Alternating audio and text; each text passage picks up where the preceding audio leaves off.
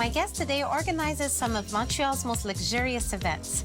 What started as a side project quickly became the standard of excellence in the industry. She continues to push the envelope by creating unique experiences.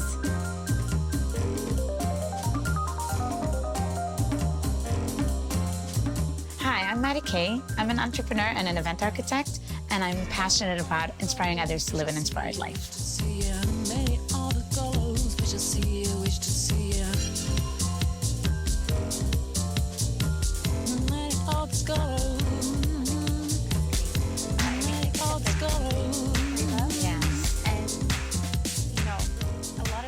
Hi, Maddie. Hello. Thank you for being on the show today. It's my pleasure. Thank you for having me. Oh, my pleasure. It's been a while that I've been wanting to invite you on the show. We've been social media buddies for some time. Yes.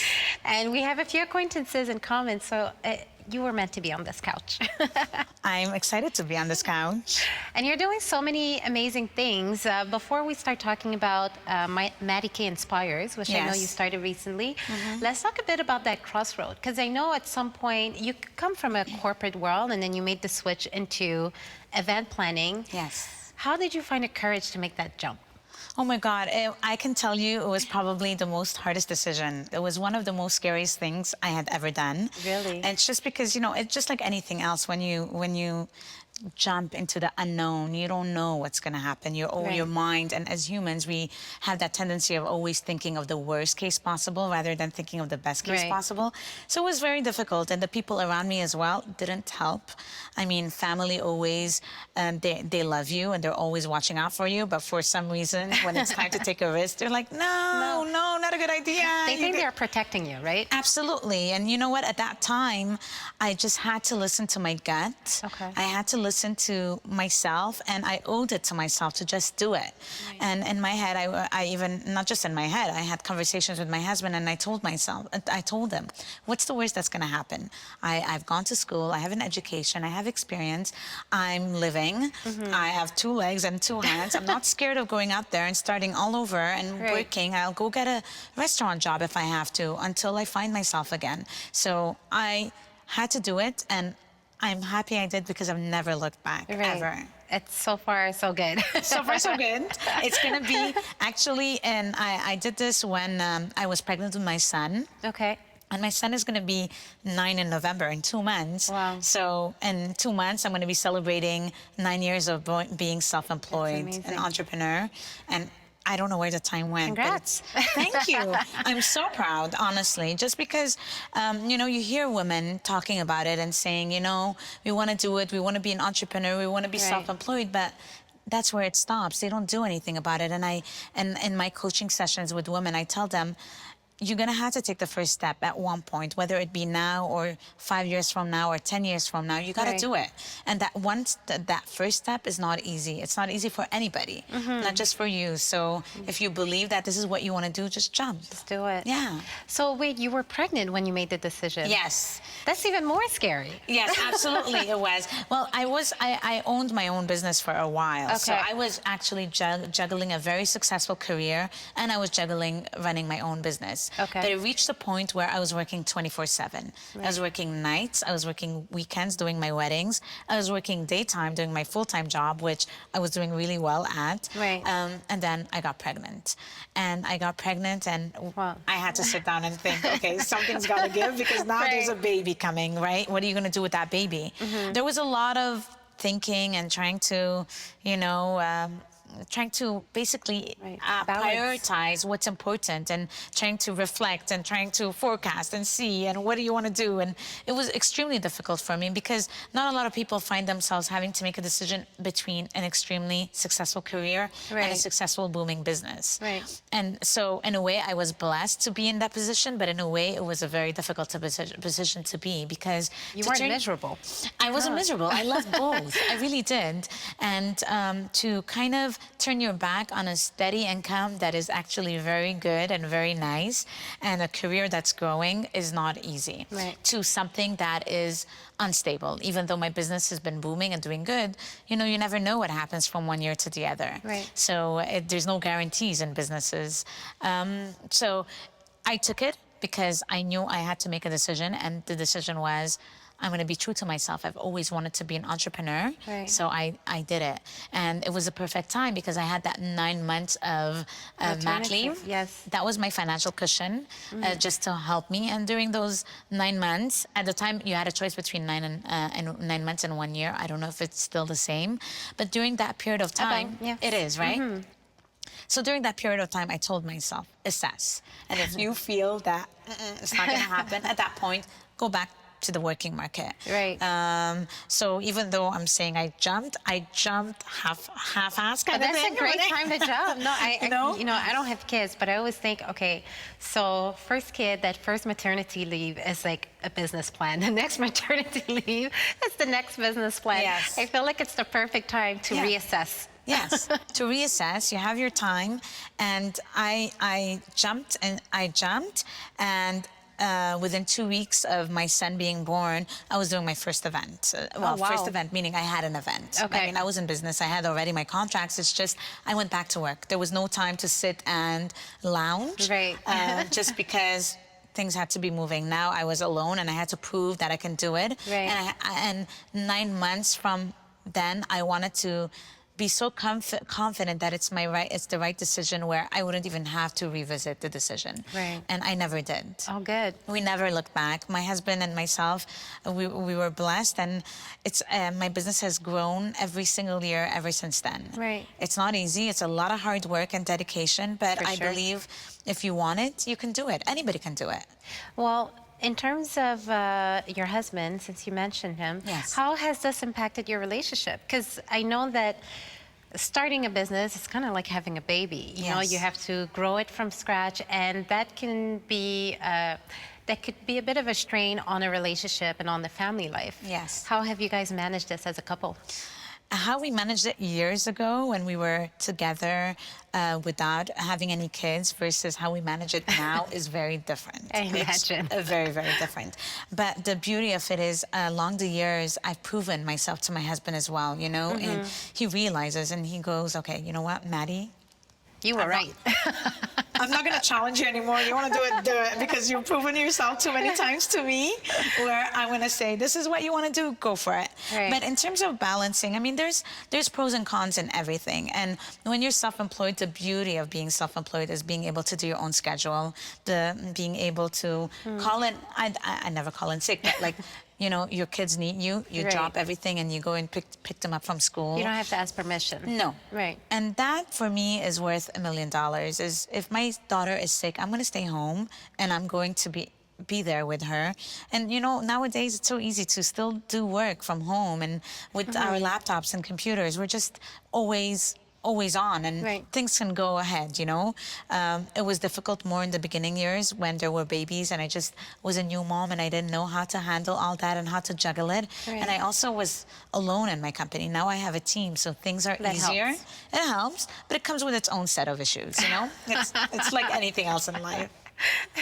And you have also a great network of women that are Yes. supportive of what you do. Friends right? and women, and they're my sisterhood, and they're supportive. And some of them have been friends for years. Some of them are new friends. Some of them were business acquaintances where we became close friends. I think that's extremely important, because you know what? With just a phone call away, these women have my back. Right. And whenever I'm stuck or whenever I feel like, okay, I don't know what's happening, but I need help, I call these women and I tell them, okay, let's go for lunch. And then I need girl time. Girl time, you know? And it's so important. Don't ever underestimate that girl time, because Super important. super important in your daily life, in your business world, and in anything, you know? It's I And recommend unfortunately, it. sometimes we do neglect that, right? When you start a new relationship, it's all about the guy, or you start a new career and you forget about those friendships. But those friendships take you a long way. Yes. Career-wise and personal. Absolutely. Absolutely. You need it. You need it because it's we were talking about it earlier. It's scientifically, research has proven that you need those healthy relationships, a healthy girl time. And it's so important, because whenever I'm out there and I'm talking to the girls, I come back home and I feel relieved, you know, just in knowing that. It releases your stress, for sure. Absolutely. Knowing that, you know, you're not the only one that's feeling this, and there's everybody, all other women feel sometimes overwhelmed, confused, you know, they feel they're just too tired, and it's normal. Exactly. I mean, that's one of the reasons why I wanted to do a show where I get to share the experiences and the stories of different women. It's because I feel like somehow, somewhere, someone is going to watch it and connect with it. That's wonderful. We all have something in common. Yes. Right? And something clicks, and something clicks, and it's you just need that one thing to click in a woman, and she maybe has an aha moment, and maybe she's inspired or feels empowered, and then that just has an effect, and she, you know, you never know what she will do. Right. Yeah. And even certain things that aren't so perfect, right? Sharing that, you know, you were stressed out about something, or that, you know, making the jump maybe was scary. Yes. So other women know, okay, so it's normal. I'm scared of this too. It's normal. I need to push through. For sure. And I'm very how can I say this? I'm very open about that through my social media. I talk about fear all the time because I find that fear paralyzes us. Yes. And a lot of women that I come across, a lot of women that I'm coaching, a lot of women that I just have regular random conversations with, I somehow find that there's always fear behind everything. Some element of fear. Some element of fear. You know, I want to do this, but. Yes. And then when you really dig deeper, you realize, you know, there's a fear of failure, fear of feeling, not good enough, be feeling judged, there's a million and one feelings that us women feel. So, you know, I openly talk about fear on my social media, and I hope that through conversing and talking about this fear, you make women realize that, you know what, nobody's life is perfect. Everybody has some sort of fear and some sort of insecurity about their lives, and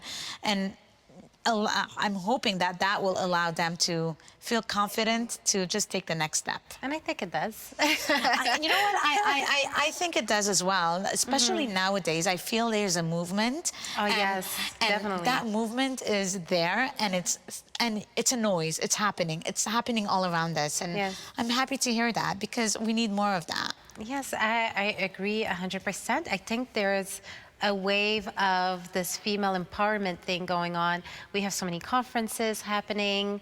I see more and more TED Talks for Montreal with these amazing women. Yes. You know, a lot of local movement as well, and I'm very happy about it.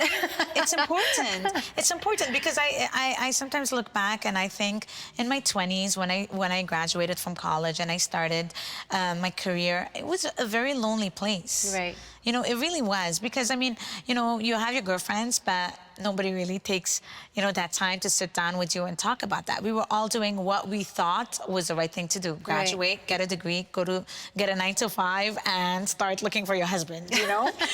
That's what we were thinking. Right. But, you know, I wish that we had this back in the times when I was younger, because I would have avoided a lot of mistakes that I did. And I know that you learn from your mistakes, but my hope is to help other younger girls to avoid mistakes and be able to, you know, kind of fast forward that learning and get to where they are supposed to be earlier on in their life. I agree. I definitely feel like when I graduated university, I thought I was going to be so happy. I'm done. I have my bachelor. Yeah. I've never felt so lost in my life. I know. I was done, and I did everything I'm supposed to do. Now what? I know. So it's very confusing, and I was very much in that search of a mentor. And I think that's what inspired me, you know, doing my website and the show. It was really a personal quest to find it, but I thought if I'm looking for a mentor, other people must be as well. Yes. You know. Yes. So that's kind of how all that started. And mentorship is the best thing ever. Honestly, because that person takes you under her or his wing and kind of tells you the ropes, tells you how it is. And what better than a mentor that's actually gonna help you, because they have an invested interest in you, and the invested interest is really wanting you to succeed. Otherwise, they wouldn't give you their time, right? Yes. And wanting you to find your path, so in turn, one day you can also help others. That's what humanity is about. We're here to help each other and carve and design lives that inspire us and make us happy, you know? So if there's one advice I can give anybody, female or male, find a mentor. In the field that you want. And if you're confused, just find a mentor that you see knows your city and somehow can get you through doors and somehow can... And someone you connect with. Absolutely. Yeah. Is this, well, this line of thought, is that what inspired the retreats? Can you tell me a little bit about that? Yes, for sure. I mean, it is within this line of thought, just because we want the retreat, it goes with this movement that I'm talking to you about, is helping women find themselves, making them feel inspired, making them feel empowered, making them feel that they can also do it, you know, and allowing them to dream, allowing them to follow their dreams, and to also design a life that makes you so happy. You know, don't wait for life to happen. You make your own life. You design your own life. So when you close your eyes and you try to imagine your life, whatever it is that you imagine, you can do it. You know, you can do it. Don't let anybody be in your way. So, okay, coming back to the retreat. The retreat was inspired from an experience that I had with my girlfriend. So you've had the pleasure of interviewing Natasha. Natasha Gargiulo is actually a very dear friend of mine, but she's also the co-founder of Medicae Inspires, which is the retreat. And the retreat was inspired by both of us when we went to Tuscany and we had this experience together. So it was years ago. She contacted me because she was having some issues in her marriage, and obviously she contacted a few of our girlfriends, and she said, let's go to this Debbie Travis retreat that in Tuscany. And I laughed, and I'm like, in July, you know, in the middle of like busy season, weddings. I'm like, are you crazy? What do you think? And then you're a good friend. You went anyway. Well, you know what? I think it was meant to be, because I looked on my calendar and I didn't have anything during those 2 weekends. And I'm like, is it really good? And that year, I was booked solid every single weekend. Wow. So I said, maybe it's meant to be. And then I talked to my husband, and he's like, do it, you know? And everything just aligned so nicely that fast forward, we went. Even though in my head I was thinking, what is this retreat gonna really do for me? I didn't realize it. I didn't think it was gonna do anything, because I didn't feel I was at crossroads. Actually, I was very happy where I was in my life. Career was good, kids were good, husband was good, life was good. Everything was aligned, good. But I went because I wanted to be there for one of my girlfriends. And we went, and to my surprise, it was the best thing that ever happened to me. Because I realized, even though I was not at crossroads, from the women around me and the women that were talking about their experiences, I learned so much about my life and what I don't want for myself. I was able to identify mistakes that I probably was on the path of making. And I stopped myself from making, because I saw these women in their 60s, in their 50s, and I said, no, I don't want to be that. I want to learn from that, and I want to come back home and make changes, because the worst thing is being in your 60s or 70s and looking back and saying, I should have. Shoulda, coulda. Yeah, I don't want to do that. I want to say, yeah, did it, done it, did it, failed, you know, like, no I don't regrets. care, whatever, no regrets, but I want to do it. So we came back home, and me and Natasha, we started talking, and it wasn't right away that it clicked. It clicked at one point, but it wasn't right away. It was like an internal conversation that me and her had to have privately with ourselves until one day it just clicked. And I texted her and I said, we're doing a ladies' retreat. And she's like, I'm in. No questions. I'm in. Let's do it, you know? And I was at the Quintessence at the time with my husband, and I was sitting on the balcony, and I just felt it. I felt the energy, and I said, the timing is right. What we wanted to do was we wanted to bring that experience that we had to Montreal, to women in Montreal. And to, you know, it's not reasonable for a woman that has kids, to pack up and say, I'm going on a retreat in Tuscany, and you'll see me in 2 weeks. See you later, you know? I mean, we were blessed to have that experience. And also, money-wise, it's not cheap either, you know? So, yes, Tuscany was beautiful, gorgeous, amazing. But it's not where we went that made the experience. It's the experience that made the experience unforgettable and was able to touch us. The fact that we had those women sitting around the table and talking, it was really the sisterhood. There you go. That's what it was. You took the words right out of my mouth. It was? Exactly. Honestly, it was the sisterhood. So we said, okay, well, we can have that sisterhood anywhere. Right. Why not bring it to women in Montreal? Okay, cool. And Maddie K Inspires was born. And now we're actually celebrating 2 years. It's going to happen at the end of this month. The second one. The second retreat. Yes, the second retreat. And the response is just amazing. Well, I've heard amazing things about it. A friend of mine, Tootie, who has Rev Communication, went to your first one. Yes. And she's a bit like me. She was a bit skeptical, I think, at the beginning. Yes. And she loved it. She told me it was amazing. She made new friends. There was definitely that sense of sisterhood. Yes. And it was very much empowering. And it's nice to connect with other women and realize that, okay, we go through some of the same things. And if we don't go through the same thing, we can definitely learn from each other. Yes. And she had an amazing experience. So hopefully I can make it to the next one. One day, you never know. It's usually the skeptical ones that get the most out of it. I mean, I was skeptical. Like that. I was skeptical. Tootie was so skeptical. I saw it in her eyes, you know. And I knew Tootie before, but I just didn't know her so well. But after the retreat, we're just like, okay, Tootie, whatever you need, you just tell me. And whatever I need, I tell her. And she's like, okay, Maddie, got it. So just an example of a sisterhood that, you know, once you create that bond, nothing's going to break it. Right. You know? It's such a good feeling. And it's a good feeling. Of course it's a good feeling because I respect her and I respect all the women that were there and I encourage everything that they're going through and they're doing. And it's just so amazing. And to know that we were able to make even a tiniest difference, it's gratifying. Right. So what kind of advice would you give to all the other women out there who are a bit stuck at that crossroad and are stuck at the fear? You know, they're fearful of following their passions.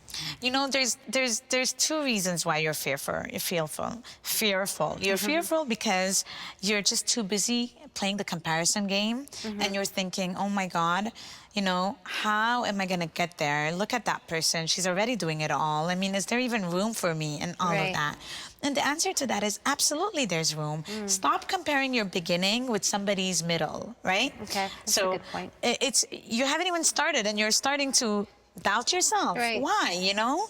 Maybe you have something that this world needs and you're being selfish by thinking, me, and you're keeping it. You're supposed to share your gifts with the world. So don't be fearful. Just jump and do it, you know?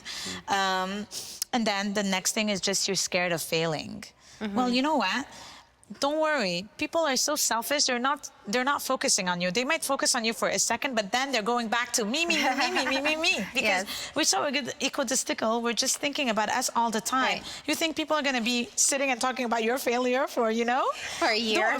They forget the next They forget. They're like too focused on their next move, you know? And failure is part of the journey anyways. Absolutely. Yeah. And you learn and you fall and you get up and you fall and you get up. And, you know, if you're a mother, you're teaching that to your children anyway. So time to start practicing it. Right. Right? That's a very good point. Yeah. Well, Maddie, thank you so much. Thank you for these wise words. It's my pleasure. Yes, it was a lot of fun, and I'm excited to hear more about the retreat, and I'm looking forward to it. And congratulations. Thank you. Your business anniversary soon. Yes, it is. I should be planning something another time, but anyway. But yes, it is. Thank you. Thank you for having me. Oh, my pleasure. And thank you to you guys for joining us on another episode of Couch Talk. See you next time.